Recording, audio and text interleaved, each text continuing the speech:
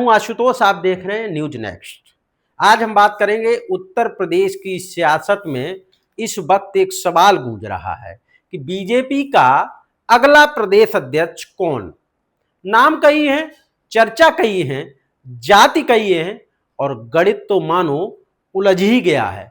कोई कहता है कि केशव प्रसाद मौर्य वापसी करेंगे, कोई हरीश द्विवेदी का नाम आगे कर रहा है, तो कोई इटावा से रामशंकर कठेरिया की जातिगत दावेदारी की भी बात कर रहा है। लेकिन अब तक न किसी नाम पर मोहर लगी है और ना ही मौजूदा अध्यक्ष का मन छूटा है।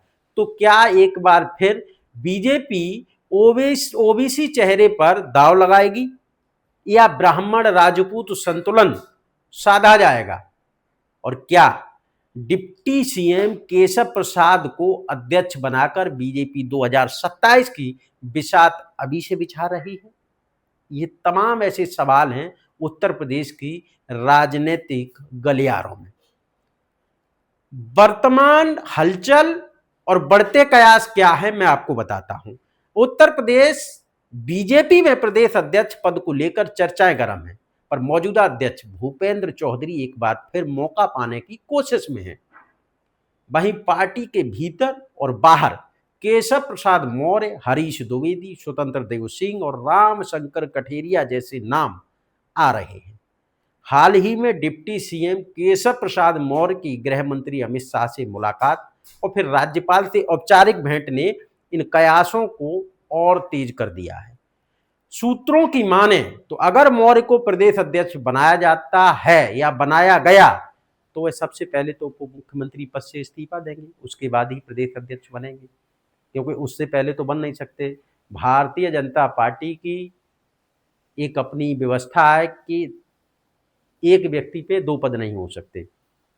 बीजेपी के पूर्व प्रदेश अध्यक्षों की अगर हम आपको सूची बताते हैं जातियों के साथ, तो कौन कब और कहां कैसे रहा और कितना कार्यकाल रहा। उत्तर प्रदेश बीजेपी के इतिहास में प्रदेश अध्यक्ष पद हमेशा राजनीतिक संतुलन का प्रतीक रहा है। यहां हम आपको अब बताते हैं सिलसिलेवार कि किस अध्यक्ष का कितना कार्यकाल और क्या जाति थी।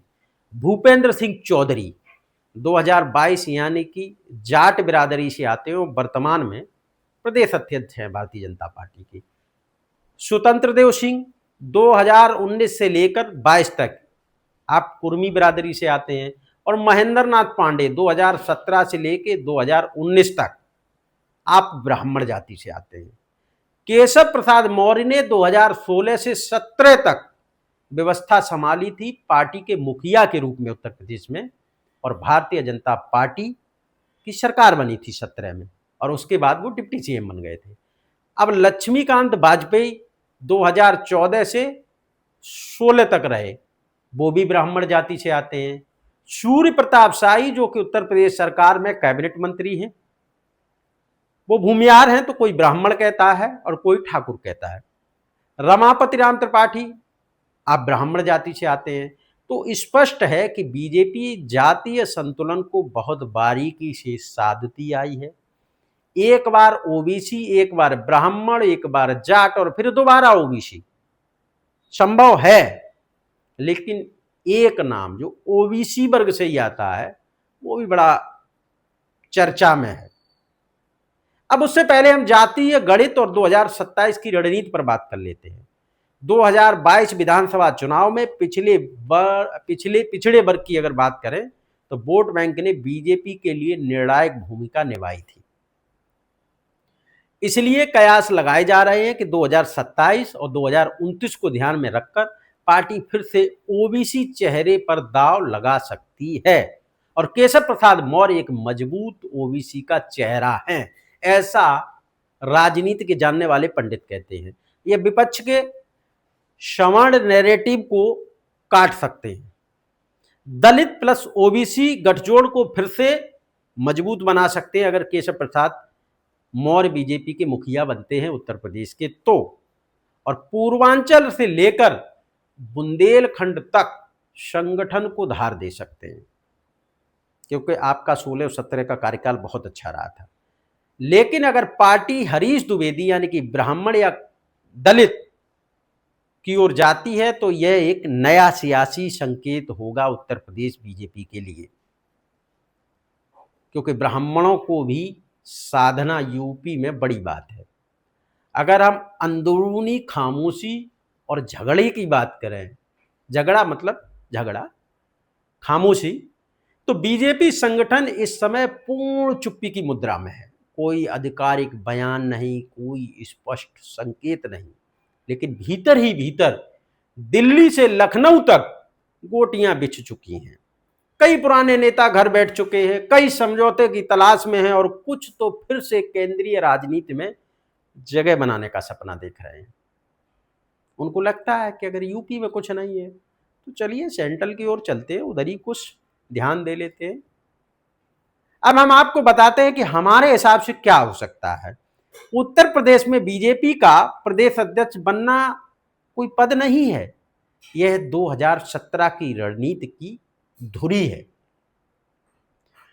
जिसे भी यह जिम्मेदारी मिलेगी वह न सिर्फ संगठन की कमान संभालेगा बल्कि पूरे प्रदेश में पार्टी की एक नई दिशा तय करेगा,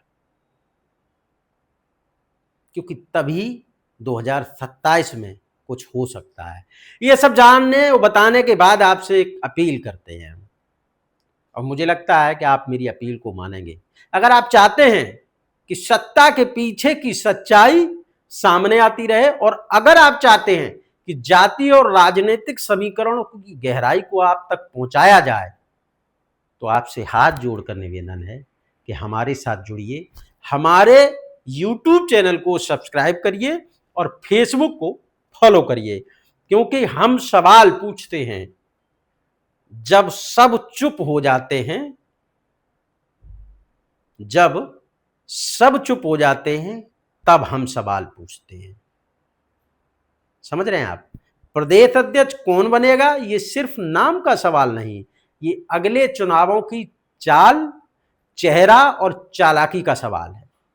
हम इस सवाल के जवाब पर नजर बनाए हुए हैं और आप भी हमारे साथ बने रहिए, क्योंकि सबसे पहले बीजेपी का मुखिया कौन होगा ये मैं बताऊंगा, यानी कि न्यूज़ नेक्स्ट। इसलिए आप अभी